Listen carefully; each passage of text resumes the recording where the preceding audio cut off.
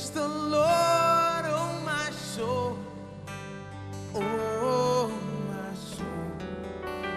Worship His holy name. Sing like never before, oh my soul. Worship Your holy name.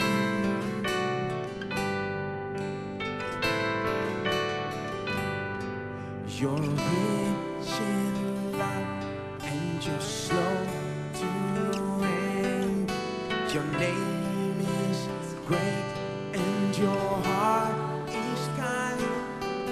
For all your goodness I will keep on singing.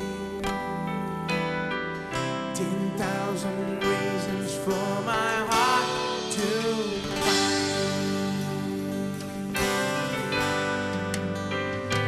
bless the Lord, oh my soul, oh my soul. Worship His holy name.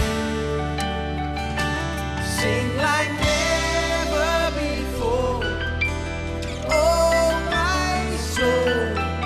I worship Your holy name. Let's bless Him. Oh, bless the Lord.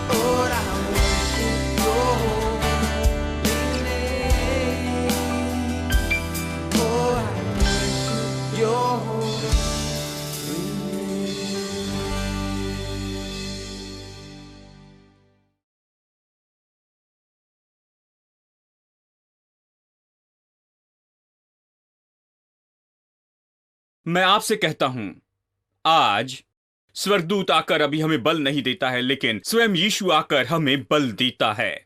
वो हमारा महायाजक है जो हमारी निर्बलताओं को अच्छे से महसूस करता है। कोई स्वर्गदूत नहीं मेरे दोस्तों, स्वयं परमेश्वर का पुत्र वो है जो आज हमें बल देता है। अब फर्क देखिए और इसे गौर से सुनिए। तब स्वर्ग से एक दूत उसको दिखाई दिया जो उसे सामर्थ देता था। वचन 44, वो अत्यंत संकट में व्याकुल होकर और प्रार्थना करने लगा और उसका पसीना लहू की बड़ी बड़ी बूंदों के समान भूमि पर गिर रहा था। कल्पना कीजिए, उसका पसीना लहू की बूंदों के जैसे जमीन पर गिर रहा था। इसे कैसे बताएं? मैं इस तरह से आपको बताऊंगा। ऐसे लग रहा था कि जैसे वो निचोड़ा गया, बहुत ही निचोड़ा गया, दबाया गया। कहते हैं पूरा रस निकाल दिया। ये दुख उठाना इतना ज्यादा था, ये निर्णय उसकी इच्छा और परमेश्वर की इच्छा के बीच, उसकी और परमेश्वर की इच्छा, शरीर और आत्मा, और ये तनाव तो इतना ज्यादा था, ये तो इतने दबाव का पल था, और ये तो दबाव का दोनों के बीच में तनाव का समय बनाया गया कि पसीना लहू की बूंद के जैसे टपका, वहां जमीन पर गिरा।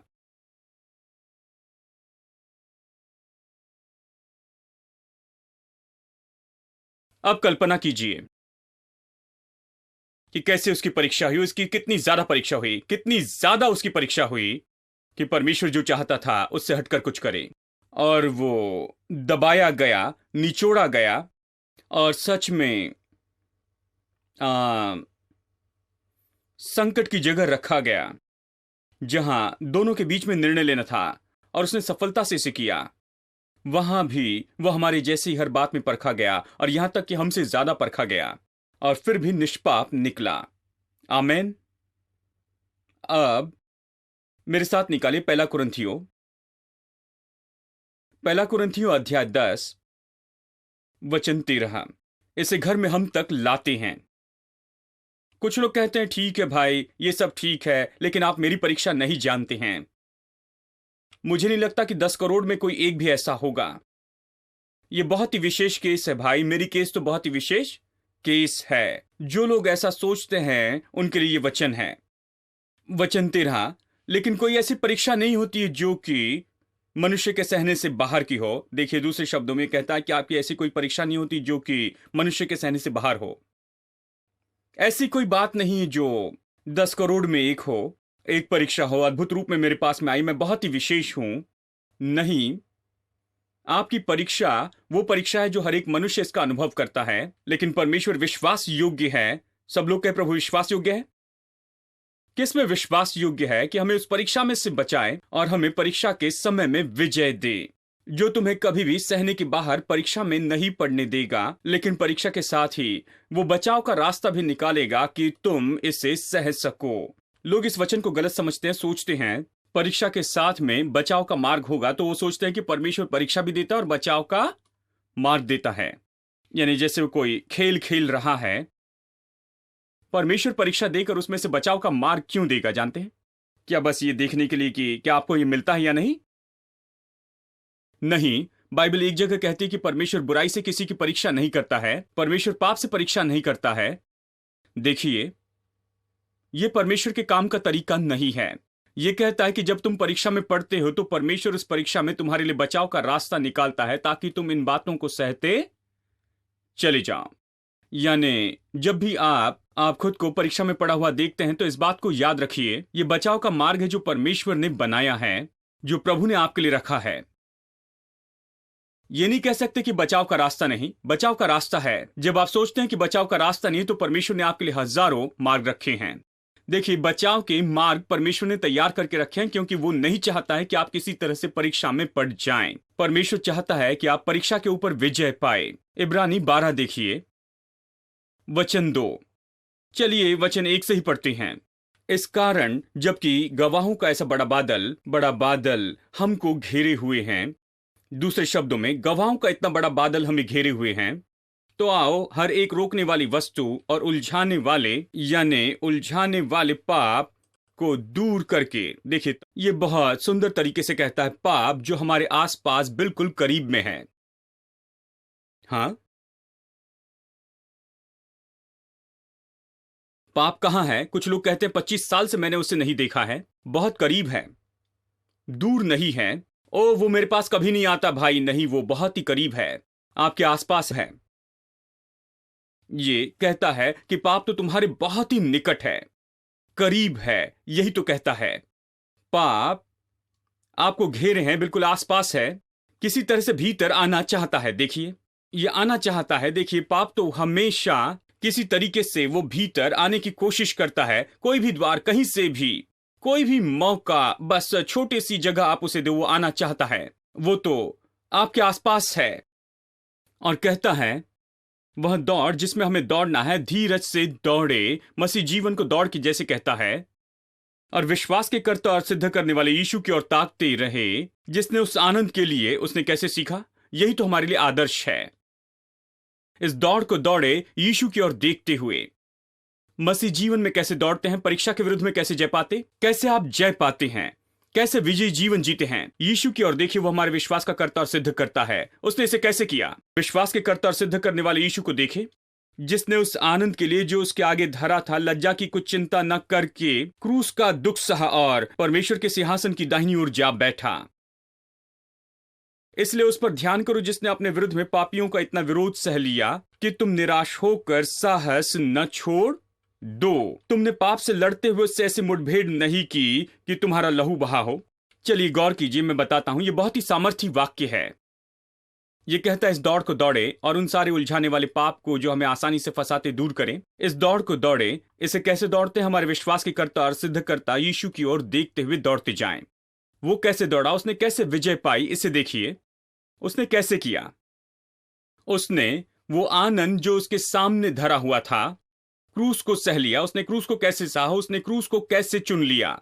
देखिए, वो बड़े युद्ध में से होकर गया कि क्रूस को चुन ले या उसे छोड़ दे। गत्समनी में आखिर में उसने क्रूस को चुन लिया, उसमें से गया। कैसे उस मुश्किल मार्ग को चुन लिया? क्योंकि वो आनंद जो उसके सामने धरा हुआ था, उस आनंद को देखते हुए जो उसके सामने रखा था। दूसरे शब्दों में, जब आप परीक्षा में होते हैं तो हमेशा ध्यान दें, गौर करें कि इसका परिणाम क्या होगा। अगर आप अपने शरीर के मार्ग को लेते हैं, पाप का, अगर आप परीक्षा के मार्ग में जाते हैं, खुद को परीक्षा को सौंपते हैं और पाप करते, तो इसका परिणाम मृत्यु होगी। मृत्यु का मतलब यह नहीं कि आप तुरंत गिरकर मर जाएंगे, निश्चय ये होगी, लेकिन बात तो ये है, मृत्यु का मतलब है कि मृत्यु तुरंत आ जाती है। दुख तुरंत आपके भीतर आ जाता है। आप दोषी महसूस करते, दोष महसूस करते हैं, हीन भावना महसूस करते, आप शर्म महसूस करते हैं। कहीं भी जाने के पहले कितना प्रभाव डालता है देखिए। आप पाप करते हैं, बहुत से लोग इसके परिणाम को नहीं देखते हैं। आप सिर झुकाकर खड़े रहते हैं, सीधे नहीं हो सकते हैं, बाइबल नहीं पढ़ सकते, प्रार्थना नहीं कर सकते, प्रभु के साथ संगति नहीं कर सकते, भरोसे के साथ नहीं चल सकते, प्रभु पर विश्वास नहीं कर सकते, महान बातों के लिए प्रभु पर विश्वास नहीं कर सकते। आपका भरोसा चला गया है क्योंकि आपने पाप किया है।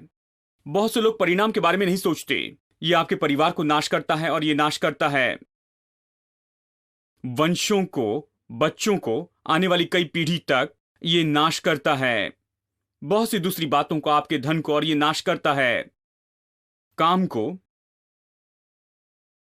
यह आपकी खुशी को नाश करता है। हर एक क्षेत्र में, आपके जीवन के हर एक क्षेत्र में ये इतना झगड़ा, इतना तनाव और इतना दुख लेकर आता है, आपके जीवन में बेचैनी लेकर आता है। यह मृत्यु है दोस्तों। आपको यह क्यों चाहिए? कौन इसे चाहता है? देखिए, हम पाप क्यों करते हैं? हम पाप करते हैं क्योंकि हम परिणाम को नहीं देखते हैं, अंतिम परिणाम। हम पाप करते हैं क्योंकि किसी ने हमें बताया है, या फिर कहिए शैतान ने हमें बताया है। शैतान के एजेंट, कुछ लोग जो हमें पाप करने के लिए कहते हैं, ओ ये बहुत अच्छा है, ये बहुत रोमांचक है, ये बहुत ही अच्छा है। आप पूरे संसार में जाएं, ऐसी ऐसी जगह पर जाएं जहां पर पूरे सड़कों पर बार हैं, शराबी लोग हैं और हर तरह की पाप में बातें वहां पर हो रही हैं। ये ऐसी सड़कें हैं जहां पर नियॉन लाइट लगी है, ये न्योता देते हैं, स्वागत है, कई मील की दूरी से उसे देख सकते हैं, स्वागत है, यहां पर रोमांच है, उत्साहित करने वाली बात, यहां पर आओ। और अगर आप चर्च को देखें, वहां पर तो बस छोटा सा बल्ब लटका है, चर्च का नाम भी नहीं देख सकते। आपको वहां पर जाना पड़ता है मैग्नीफाइंग ग्लास लेकर चर्च का नाम देखने के लिए। वहां पर कहीं अंधेरी जगह पर किसी कोने में होता है और वो हमेशा बंद होता है और वहां पर कोई नहीं होता है। देखिए, जब वो गाते हैं तो ऐसे गाते हैं कि कोई उनकी न सुन पाए, और गुप्त में प्रचार करते हैं। वहां पर कुछ नहीं हो रहा है, बस वहां पर केवल कुछ बूढ़े 4-5 लोग बैठे हैं उस चर्च में, और वो विधियों में से होकर जाते हैं। जबकि ये ऐसे दिखाई देता है कि ये पापी लोग तो मस्त आराम से आनंद का समय बिता रहे हैं। संसार सोचता है कि खुशी यहीं पर है, सारी रोमांचक बातें वहीं पर हो रही है। ये तो शैतान की ओर से झूठ है। यहीं पर तो रोमांच है, यहीं पर तो सारा आनंद है, यहीं पर तो सारी अच्छी बातें हैं। तो लोग सोचते हैं ये यहीं पर है, और बाइबल पाप के आनंद के बारे में कहती है। इब्रानियों 11 में पाप के आनंद के बारे में बताया है कि कैसे मूसा जो है पाप के आनंद में आने से इनकार करता है। लेकिन बहुत से लोग कहते हैं क्या पाप में आनंद है? मैं कहूंगा हां। अगर नहीं कहूं तो कुछ लोग जाकर पता लगाएंगे और कहेंगे आपने गलत कहा, इसमें कुछ आनंद है। हां, मैं आपको सच बताऊं कि इसमें कुछ आनंद है, लेकिन आप सही तरह से पढ़ लें। पाप का आनंद है कुछ समय के लिए, ये कहता है। इसका मतलब पाप का आनंद है, ये केवल कुछ समय के लिए है, हमेशा के लिए नहीं है। जब आप पाप में जाते हैं, ये आपको आनंद देता है, शायद कुछ मिनट के लिए, कुछ घंटों के लिए, कुछ दिनों के लिए, कुछ हफ्तों के लिए, इससे बढ़कर नहीं मेरे दोस्तों। लेकिन बाकी जीवन केवल दुख है, परेशानी है, दर्द है, परेशानी है, और ये सब है। और खेद है, पाप यही तो लेकर आता है। ये आपके लिए हमेशा आनंद नहीं लाएगा, हमेशा के लिए। ये तो केवल कुछ समय के लिए आनंद है। लेकिन परमेश्वर का वरदान अनंत जीवन है। और देखिए, जब आप परीक्षा का सामना करते हैं, आप यीशु के जैसे कीजिए। वो क्रूस का सामना कर रहा था, यह बहुत मुश्किल था, यह तो बहुत ही अजीब था, यह मतलब बहुत ही दहशत थी। यदि इसके बारे में सोचे तो दूर जाना चाहेंगे, इतना भयानक। लेकिन यीशु ने इसे देखा और इसका सही मूल्यांकन किया। उसने उस आनंद को देखा जो उसके सामने धरा था। वो आनंद क्या था? यदि वो इन 3 दिनों के दुख को पार कर दे, जो दिन वो क्रूस पर मरा और 3 दिन मरे रहने के 3 दिन, और तीसरे दिन पुनरुत्थान होगा और उसके बाद में सदा सदा के लिए वहां पर तो केवल उठाया जाना और केवल महिमा देना होगा। केवल उसी के लिए नहीं, लेकिन उन सब के लिए जो उस पर विश्वास करे, वहां सदा के लिए आनंद होगा। तो यीशु ने उसकी ओर ध्यान दिया। कहा 3 दिन की परेशानी है, लेकिन अनंतकाल के लिए आनंद है। नरक के 3 दिन, लेकिन अनंतकाल के लिए आनंद। 3 दिन के दर्द, लेकिन अनंतकाल के लिए आनंद। उसने कहा मैं सही चुनाव करूंगा। मैं तो 3 दिन के दर्द में से चले जाऊंगा और अनंतकाल के आनंद को चुन लेता हूं। और मैं आपको बताऊं, 3 दिन तो बहुत ही मुश्किल ऐसे दिन होंगे, लेकिन तीसरे दिन वो उठाया गया, मुर्दों में से जीवित किया गया और पिता परमेश्वर के दाहिनी ओर जाकर बैठा। बाइबल ये कहती है स्वर्ग में उसने आदर पाया, इसलिए आकाश पृथ्वी और पृथ्वी के नीचे और कोई दूसरा नाम नहीं है। वो उठाया गया और जो भी आज उस पर विश्वास करे, उनके पास में आनंद, शांति और खुशी है। उसने जो क्रूस पर किया, उसने बड़ा आनंद लाया। उसने अंतिम परिणाम देखा। हमेशा अंतिम परिणाम देखिए। अंत कैसा होगा और क्या होगा, ये आपकी क्रिया क्या परिणाम लाएगी। देखिए, संसार हमेशा हमसे झूठ कहता है। मैंने कुछ लड़कों को लड़की के बारे में कहते हुए सुना। दिलचस्प बातचीत थी। उन्होंने सुंदर लड़की देखी होगी और एक ने कहा, ओ तुमने उस लड़की को देखा, बहुत सुंदर है। कहा। दूसरे व्यक्ति ने दिलचस्पी नहीं ली, वो तो विश्वासी था और वो इस पूरी बातचीत से दूर होने की कोशिश कर रहा था। और आखिर में उस व्यक्ति ने इस बात के बारे में जाना कि ये दिलचस्पी नहीं ले रहा है और कहा, तुम्हें क्या हो गया है भाई? और वो चुपचाप बैठा। उन्होंने कहा, तुम्हें क्या हो गया है? तुम मनुष्य भी नहीं हो। मैं इतनी सुंदर लड़की के बारे में कह रहा हूं, तुम तो दिलचस्पी नहीं ले रहे हो। तुम तो इंसान ही नहीं हो। जैसे मानो वो इंसान है और वो इससे कहता है कि यह इंसान ही नहीं है, क्योंकि ये तो उन गंदे शब्दों में उसकी परिभाषा नहीं कर रहा है और उसके बारे में वही विचार नहीं रखता है। तुम इंसान भी नहीं हो। तो इंसान कौन है सच में? मैंने एक विश्वासी को कहते सुना कि कैसे, जानते हैं, उन्हें किसी तरह की कोई समस्या हो रही थी। पुरुष ऐसे ही होते हैं। विश्वासी बाइबल लेकर हर रविवार चर्च जाते हैं, कहते हैं पुरुष ऐसे ही होते हैं, हमें ऐसे ही जीना पड़ता है। पुरुष ऐसे ही होते हैं। मैंने कहा, आप कौन सी बाइबल पढ़ते हैं? मेरी बाइबल में मैंने एक पुरुष को देखा है, यीशु मसीह को। पुरुष को ऐसे ही होना चाहिए। हेलो, देखिए, पुरुषों को ऐसे ही होना चाहिए। देखिए, संसार की फिलॉसफी को आप कहते न जाएं, आप मेरे मन को संसार की गंदगी से न भरते जाएं। ये न कहे पुरुषों को ऐसे होना चाहिए। पुरुषों को यीशु मसीह के जैसे होना चाहिए, इसलिए वो आया कि हमें दिखाए कि हमें कैसे होना है। संसार की बात पर विश्वास मत कीजिए। वो इस निष्कर्ष पर आते हैं सभी पुरुष ऐसे ही है, ये ऐसे ही है, ये आपको मिला है और इसी के साथ जिए। नहीं, इसके साथ नहीं जीना है। हम उसे बदलने के लिए प्रचार करते हैं। देखिए, कल्पना कीजिए पुरुषों के लिए कितना आसान होता है जब वो सुनते हैं, ओ मेरी मां ने कहा है कि पुरुष ऐसे ही होते हैं। वो पुरुषों को अच्छे से जानती है। जानते हैं, बड़ी सहूलियत है। यानी कोई लड़का इसी शब्दों में बात नहीं करता है और इसी दिशा में वो आगे नहीं बढ़ता है, अभिलाषा की दिशा में और उन सारी बातों की दिशा में, तो वो तो बिल्कुल पुरुष नहीं है। उसे ऐसे व्यक्ति के रूप में बताया कि वो इंसान नहीं है।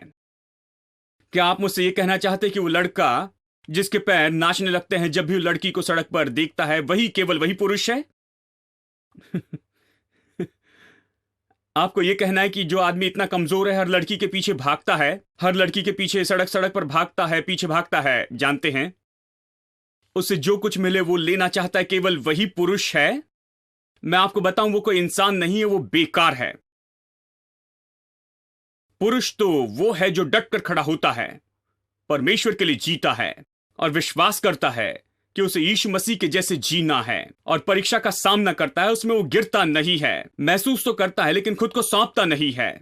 विचार तो मन में आते हैं लेकिन वो खुद को समर्पित नहीं करता है। वो मनुष्य है, उसके अंदर वैसे महसूसीकरण है, उसके अंदर वैसी जरूरतें हैं और उसके अंदर वही शारीरिक ढांचा और सब कुछ है। वो तो बिल्कुल उतना ही मनुष्य है जैसे कि बाकी कोई और दूसरा व्यक्ति है, लेकिन वो खुद को नहीं सौंपता। जो खुद को नहीं सौंपता है वही सच्चा पुरुष है। हेलो। यीशु ने पाप के विरुद्ध में लड़ते हुए अपना लहू बहाया, ये कहता है। गत्समनी के बाग में लहू की बूंदें टपक रही थी। इतना दबाव था। क्यों? वो पाप का सामना कर रहा था। वो तो परमेश्वर और उसकी इच्छा के विरुद्ध में काम करने की इच्छा से लड़ रहा था। वो तो शरीर से लड़ रहा था जो कि उससे विवश कर रहा था कि किसी तरह से परमेश्वर की इच्छा बंद कर दे और कुछ और करने लगे। वो इसका सामना कर रहा था बहुत ज्यादा। मतलब उसके पास जो भी था उससे इसका सामना कर रहा था, उसके विरुद्ध में खड़ा था और प्रभु के दूत ने आकर उसकी सेवा की। मैं आपसे कहता हूं, यदि आज इसका सामना करे, यीशु ने जिसका सामना किया, ये तो उससे बहुत ही आसान है, क्योंकि आपके पास एक्सपर्ट सहायक है। वो इसमें आपकी मदद करेगा और वो आपको विजय देगा। आमेन। वो आपको विजय देगा। यीशु 3 लोगों को लेकर गया ताकि उसकी मदद कर सके, सहायता करे। पाप से दूर होना चाहते हैं तो आपको कुछ सहायता चाहिए। आप उन लोगों से पूछिए जो ड्रग्स और बुरी नशे की आदत से छुटकारा पाएं। वो बताएंगे कि उन्हें एक काम करना पड़ा, कि ये सब कुछ छोड़ना पड़ा उस समूह को जिसमें वो थे, जिनके साथ में थे, क्योंकि आप उसी समूह में नहीं रह सकते हैं जो ये सारे काम करते रहते हैं। वहां रहते हुए परीक्षा से दूर नहीं रह सकते, क्योंकि आप परीक्षा के वातावरण में निरंतर परीक्षा का सामना करते रहते हैं और आपकी परीक्षा होगी। देखिए, परीक्षा तो वहां पर है, इसलिए आप क्यों अपने आप को परीक्षा में रखना चाहते हैं? यूसुफ बहुत ईमानदार था। वो अपने जैकेट और अपने शर्ट को वहीं पर फेंक कर चला गया। वो सच्चा पुरुष था। यदि वो पुरुष नहीं होता तो वहीं पर रहता। इस बारे में सोचिए, वो सच्चा पुरुष था। यदि वहीं खड़ा रहता तो और भी कुछ हो जाता। उसने कहा, ठीक है, ये मेरा जैकेट ले लो, ये मेरा शर्ट है, मैं भाग रहा हूं मेरे प्रभु, मैं तो दौड़ रहा हूं, अपनी जान बचाकर भाग रहा हूं, क्योंकि मैं पुरुष हूं, सच्चा पुरुष हूं। मैं यहां कुछ गलत नहीं करना चाहता हूं, मैं भागना चाहता हूं। उसने मान लिया कि उसकी परीक्षा हुई और वो उससे दूर भागा। और जब आप भागते हैं तो मैं आपको बताऊं, परमेश्वर आपको ऐसे पैर देगा कि जैसे ओलंपिक के एथलीट हो। इस तरह का दौड़ना अच्छा है। Who am I that you are mindful of me? That you hear me when I call? Is it true that you are thinking of me? How you love me? It's amazing. Who am I that you are mindful of me? That you hear me when I call? Is it true that you are thinking of me? How you love me?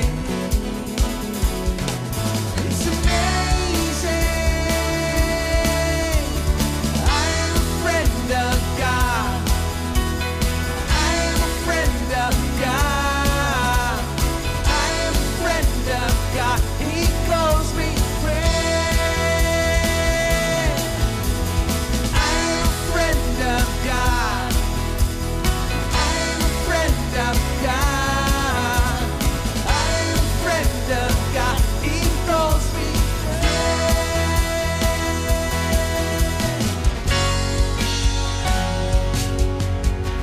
Who am I that you are mindful of me? That you hear me when I call? Is it true that you are thinking of me? How you love me? It's amazing, so amazing. It's amazing. I'm a friend of God. I'm a friend